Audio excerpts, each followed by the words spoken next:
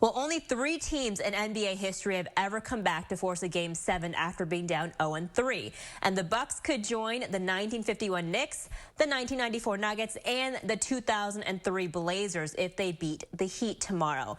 And one member on the Bucks staff is really hoping that will happen because her experience inside the NBA bubble so far has been priceless.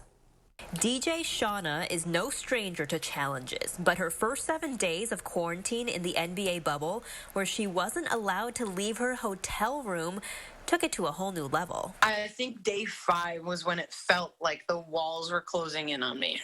And so it was just from a movement standpoint, to be able to walk and get fresh air, that's something that I will never take for granted. But she did make do. Here's when you walk in, all my shoes, and this was my gym area while I worked out. Found some new hobbies. I learned how to solve a Rubik's Cube. Now at actual games, there's another challenge. No fans for that game day energy. Fiserv Forum has 17,000 people on a game day. Camp Randall,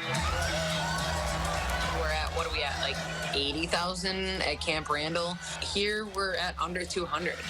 And so the interesting thing that I think I've learned is that my philosophy hasn't changed. I am here to add value to anybody that's in that space. And there she is, DJ Shawna, and she had this place hopping. That space includes doing her homework and finding out the favorite song of an icon. Being able to play Smooth Operator for LeBron.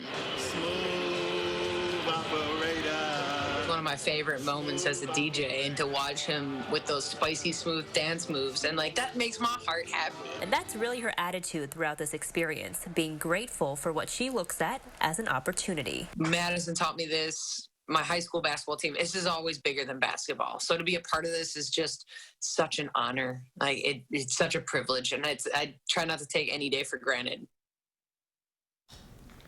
And Amanda, my favorite story that DJ Shawna told me was that on day 6 or 7 of the quarantine, in that first week that she was there, someone challenged her because she was so bored to get 10,000 steps in a day in her little hotel room, and she somehow actually did it 2 days in a row. She told me she really measured out 25 steps from one end of the room to the other end of the room. So really just a cool experience for her. Cool for us to see that too. And her showing us her workout area, that looked very tight, a very small room. Big, yeah. But she's positive. You got to look at it in a positive way when you're trying to get people to dance. All right. Absolutely. Thanks so much, Melissa.